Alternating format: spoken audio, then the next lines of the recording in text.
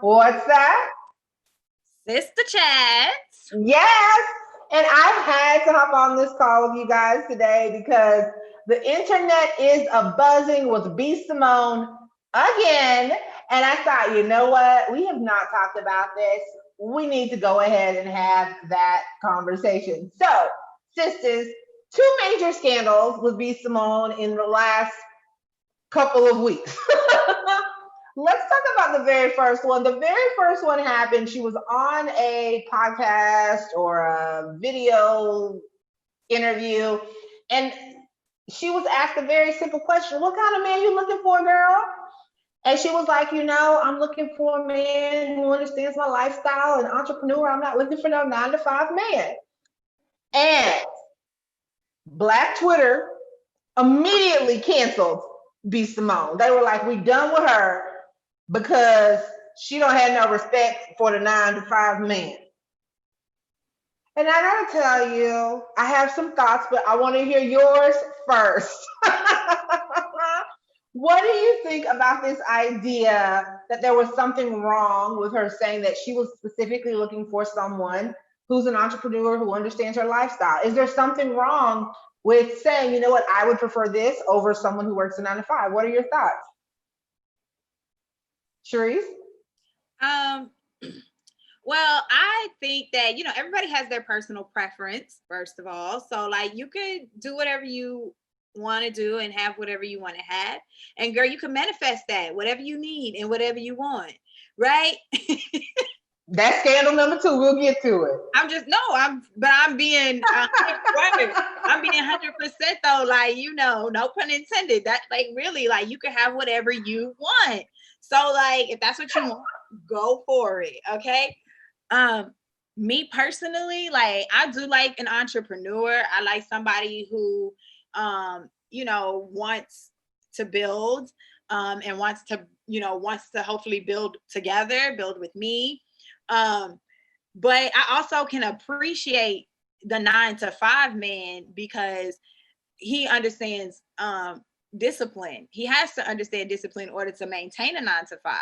And also, a lot of entrepreneurs are also 9 to 5 men, in that actually usually entrepreneurs are 9 to 9 men. Usually they're 12 to 12 men. They are the ones that, and women, let me just say, and women, y'all included too, that work so hard. And sometimes even, y'all know, I have to tell my guy, like, okay, you got to take a break. Like, you need to, like, take some time for you. So, I mean, for me, it's like, it comes down to personal preference. I don't think she should have got canceled because she has a personal preference. And I honestly don't think she was hating on anybody. I think that people are just always feeling like, I don't know, like they sensitive, just sensitive. Yeah, they're overly sensitive. Like, nobody's talking about you. If you're a 9 to 5 man, then you just not be Simone type. That's it. Right. Shells, what you think, girl?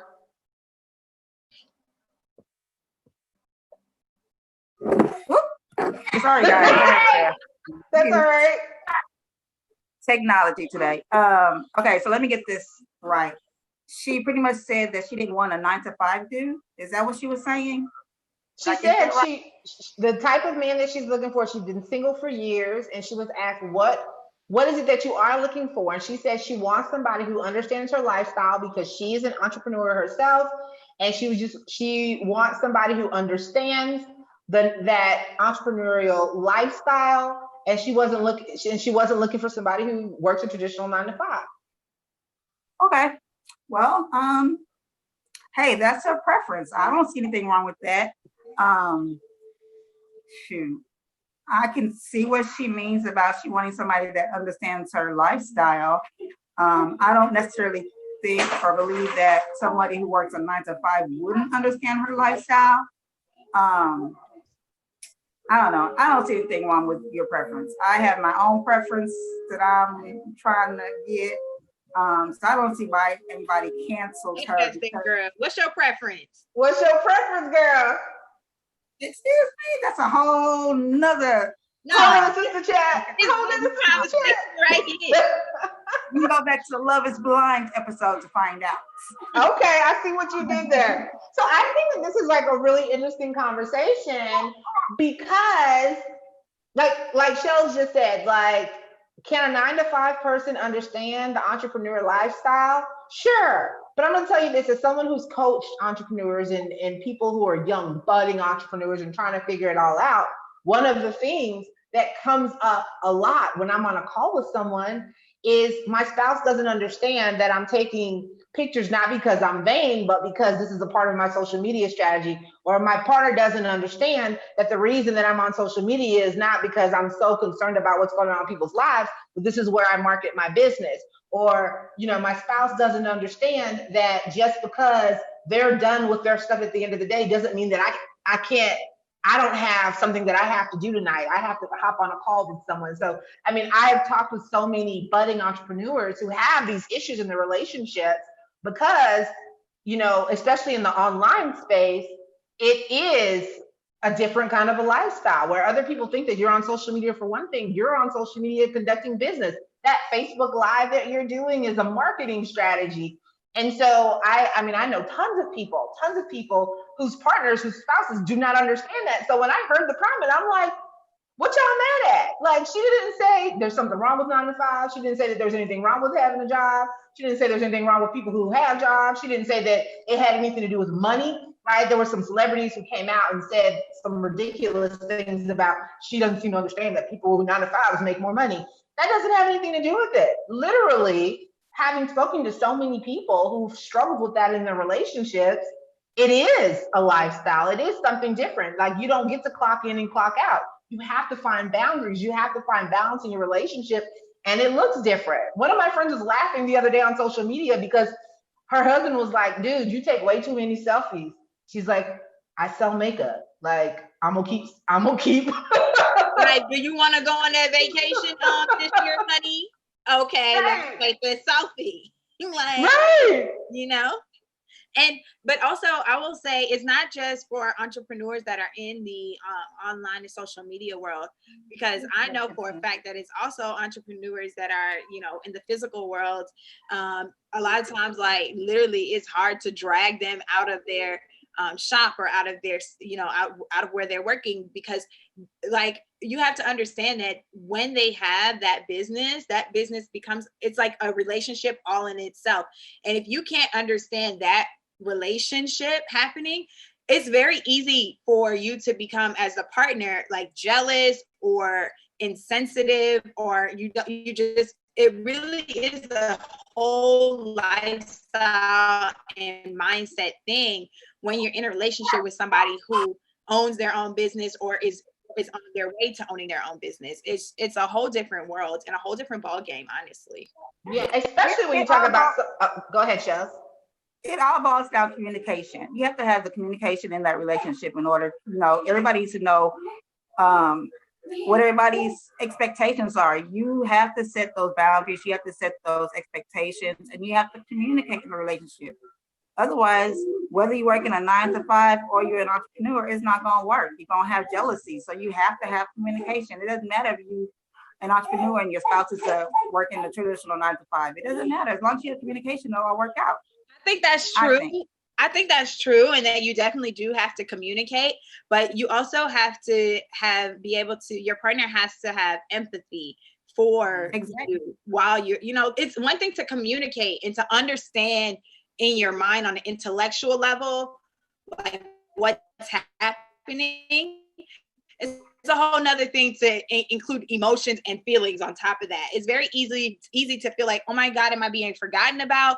Oh, she don't appreciate me. And when I be out here working my 9 to 5, working so hard, and she out here, doing whatever all night, going to the appearances and stuff. Like, even as an actor, like making appearances and going to shows and doing this and doing that. That's a part of my job. I have to go see plays as a part of my job. If you can't understand that I'm going to be out on a Friday night with one of my friends who is also a performer and not you, because you don't enjoy plays or whatever. And I'm not saying that's true, but I'm just saying, like, if you can't understand that, then that does create problems, and then it makes it harder to communicate because there's no But- empathy. So empathy also is included in that communication. Exactly. Yeah. That's when they need to communicate their feelings. I mean, you can't just assume that this person, you know, doesn't want me or care about me. You gotta open up your mouth and speak. That's true. Absolutely. Assumptions kill relationships. Assumptions Yeah. kill Exactly. relationships. Exactly. Totally. I totally agree with you guys. I think that's a really good point. Is like you have to have communication, which is why I understand where she's like, you know what, I want to find someone who already gets it, someone who already understands. I'm probably going to be investing some money in this thing. I'm probably going to be staying up late. I probably have this type of this or that or whatever the thing is for her. I get it, and maybe it is because I am somebody who is an entrepreneur, so I totally get that. Like my husband, the other night, he's got a radio show. His partner he does his radio show with lives on Pacific time. They're up late reporting, and I'm in bed, and I get it. Like, dude, you do what you got to do. Get that money. Get down and get it. Do what you got to That's do. a partnership. That's a partnership. You have to give and take, and you have to understand. 100%. 100%. And I don't think there's anything wrong, but for seeking, especially if you're not in something already and you don't have to figure out those things, if you could come into a situation going, hey, I have a basic understanding of what's going on and what you deal with. I get it. She was not canceled for me in terms of that. And you know what, CC and Shelly, it seems like B. Simone is the type of woman or the type of person who appreciates working smarter instead of harder. And I think we've seen that as far as what she's talking about in her relationships, as well as this second thing that has happened, which I'm gonna let CC talk about, but I'm just saying, like, I'm interested in talking about that. Let's get to it. Okay, let's go ahead. Let's move on. She's not canceled for thing number one. That's ridiculous, guys. It's okay. Okay, it's okay. Now, number two, this is the big thing that people are all up in a tizzy over. Miss B. Simone released a book about manifestation, which is a thing of my heart. I've got a ton of books. You know, if I knew she had a book, I probably would have bought it because I'm all about this particular topic. However, some smaller content creators were flipping through the pages and found that some of their material that they have created and put online found their way into her book. So she's now being accused of plagiarism. And this is where people are all up on her saying, we canceled you 2 weeks ago, but we canceling you again. So what do you guys say about this whole plagiarism scandal? Teresa's shaking her head. Go ahead, girl. What's your feelings, girl? I mean, I think that she has come out and said that she that this was a mistake. It wasn't intentional. You know, she did apologize for it, and she has said that she's gonna try to make it right to all of the people that were affected by this negatively, or they didn't get their rights and their money that they deserve, or whatever. She's going to try to fix it, and she did say that it's a legal issue, so she couldn't get too deep into it. Right. But she said that she had a third party that actually wrote parts of her book. In other words, she had a ghostwriter. And this thing is that's a big trend right now in the world, in the industry, especially with people who are selling digital, like online books and things like that, and even like making physical copies of books. My thing though is that it's not that hard, y'all, to literally, like, Google makes it so easy for you to put your book. You can put your whole book into Google search and see what comes up. And if it's anything that's not your book, is someone else's book, then guess what?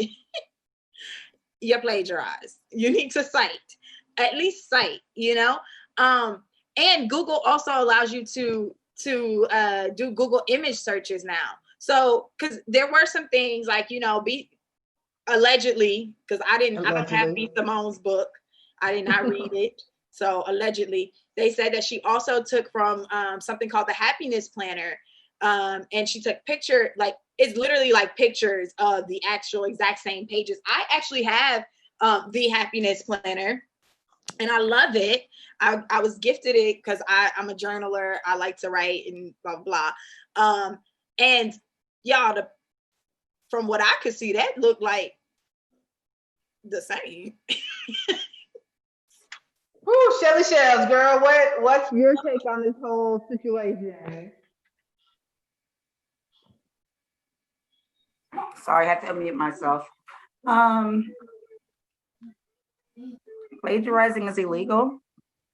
Whether she had a ghostwriter or not, did she have an editor? Did she have like somebody who can look over her work? I mean, I don't know. It's a sticky situation. I understand that the people that she allegedly plagiarized from were smaller Content content creators. creators. Yeah. And that from what I read, she didn't think that they would mind. I think I read that. I'm not sure if I'm just making it up, but I do believe I read like a quote where she said she didn't think that it would be an issue. If it's not your work, it's gonna be an issue. Like you have to cite wherever you got. If somebody's quoted something to me that they like, if somebody wrote something down and then I wrote that in a book, I can get sued for that. Like that's not my words. Those are not my words. I just think she needed to do her due diligence and make sure that her work was looked over at least once, twice. I mean, you proofread books, don't like when you have an editor, you have an editor to proofread, right? To make sure your work is legit. Did she have one? Well, did she self-publish this book? I want to say it might be self-published. I don't think that she had a major publication company. This could be wrong. Let us know in the comments if we're getting this piece of the puzzle wrong.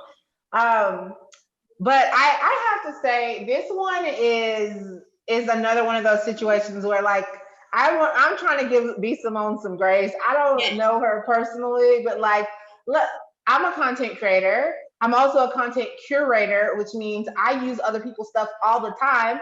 Now, I generally will say, hey, I got this from an article. Hey, I got this from this magazine. Hey, I got this from whatever, right? But I'm also a content curator. And there's so few things in this world that are new, right? There are so few pieces of information that are new. And as an entrepreneur, I have someone who I pay to help me work on some of my projects.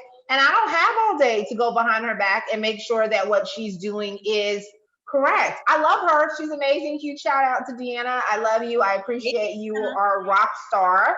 She's helping me on a course that I'm putting together right now. And I trust that the information that she's put together is legitimate. And I don't have any reason not to trust her. And so, yes, I have a doctorate degree, so I know all about turning it in. I know how to submit something and make sure that it's not plagiarized. But I don't know. I mean, here you are, you're trying to provide some value out in the marketplace. You're trying to put something together.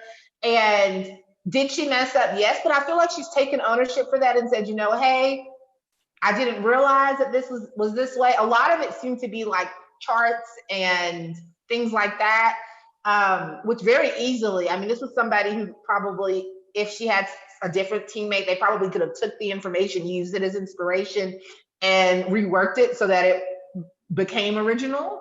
But I just want to give her some grace. I'm like, I don't understand. Like, she's apologized. She's come forward and said, hey, I want to make this right. But the whole point of paying to have a team is that your team shows up and does what they need to do. And so that's really, really hard, especially in the space I'm in now where I have someone who's doing work externally for me. I would hate for something to come forward because I'm going to have to take responsibility for that. Like, I can't ever say, oh, well, it's this person over here's fault. So that's kind of a tough spot for me. And I feel you, Cece, but I think that the difference is that like when you are saying that you're a content curator, that's different than saying you're an author, right? So like, that's like saying, okay, I am the person who works at the museum and has decided that we're going to put up these pieces that were done by this artist that is not me, but we're going to do a show in the gallery. and we are going to have people come and see it, versus saying, hey, I'm going to put up these pictures in the museum or in the art gallery, and I'm going to put, you know, underneath on the plaque, I'm going to put that I painted it. And those are totally separate things. And I think that that's where people are going, well, why did you do that? You know, because except in the instance that there's an entire market for having someone come in and ghostwrite. I literally almost bought a course that the whole premise of the course was that you can publish a crap ton of books on Kindle by just hiring someone else. Girl, I almost got hooked in too. You got into it. I seen the ad. Okay, I know who you're talking about. Right? Okay, it's I know. An entire market, and the responsibility is on her, because the moment you sign your name to it, it's on you. But it's such a scary proposition when you're like hiring out people to help you. What were you gonna say, Chef? That's what I was gonna say. I was gonna say, isn't her name on the book, not the ghostwriter? So in essence, she's the one who's responsible for it. If I'm putting my name on something, I'm gonna make sure that it's done right and in order. It's not, you know, so that it doesn't come back and fall back on me.